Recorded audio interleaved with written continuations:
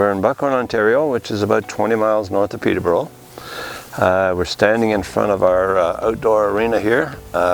We started that back in about 2010, and 2014 we put a roof on because the sun was just, well, it cut our season way too short. Even with the roof on, with the slope of the sun in the winter time, we were having problems with keeping our ice in a certain area of the arena. And that's when we decided we would look into putting curtains on the south side. And so we got a hold of John Van Bakel with Sun North. He came down and looked at our situation and recommended what we do.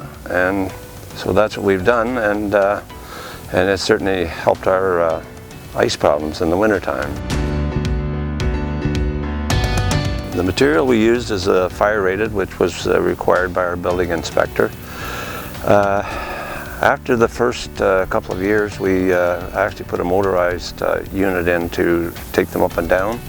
We found in the summertime especially, we were using them more for doing that, so it was a lot easier for us to have a motorized system rather than doing it by hand. And also when we put the glass around it, we couldn't really do it easily with the equipment we had there to turn it up and down.